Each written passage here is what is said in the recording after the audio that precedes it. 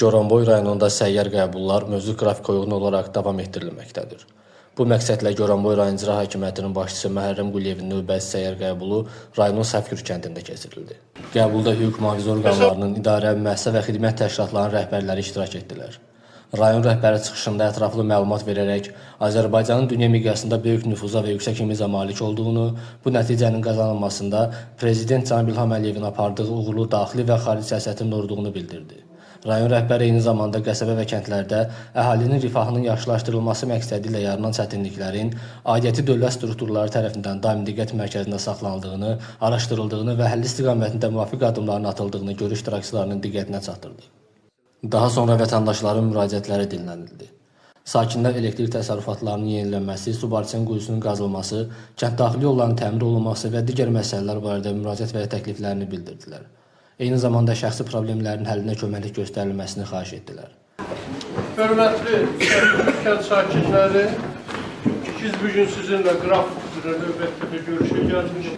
Valideynlərin və məktəb kollektivinin arzu və istəklərini xahiş elədilər ki, sizə çatdırıb, yəni məktəbin qəzalı vəziyyətdə olub tikilməsi və yaxud da əsaslı təmirlə bağlı. Bir də məktəbdə su problemimiz var. Bağçanın yenidən tikilməsi ilə bağlı bir şəhid hadisi olaraq sizdən xahiş edərdik. Suyumuz yoxdur.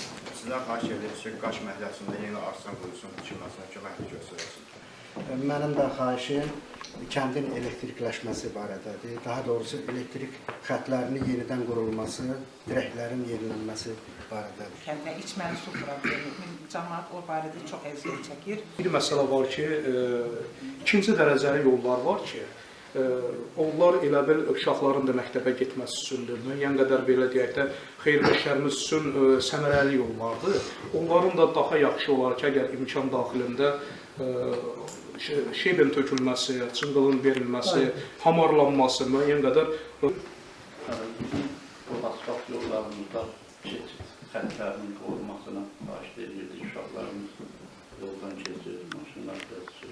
Belə ki, bizdə bu Wi-Fi dediyimiz çox ucuz qiymətə idi. Birdən-birə təzə xət çəkildi, söyüldü. Şəhid anası Hüseynova Samirə Əmiraslan qızı fərdi yaşayış evinin yaxınlığında yerləşmiş qəzalı vəziyyətdə olan elektrik dirəklərinin bərpa olunmasını, Nəsibov Nəsir Allahverdoğlu Səfgür və Balakür kəndlərini birləşdirən, ümumi uzunluğu 5 km olan kəndarası yolun asfaltlanmasını, Bayramov Əlamdar Bəyləroğlu torpaq sahələrinin suvarılması üçün istifadə olunan 707 repel nömrəli Subarçın quyusunun əsaslı təmir olunmasını xahiş etdilər. Qəbulda icra hakimiyyətinin səlahiyyətlərinə aid olan məsələlərlə bağlı rayon rəhbərliyi tərəfindən aidiyyəti üzrə tapşırıqlar verildi. Rayonun imkanları daxilində olmayan müraciətlərlə bağlı aidiyyəti üzrə mərkəzi icra hakimiyyəti orqanlarına rəsmi müraciətlərin ünvanlanacağı bildirildi.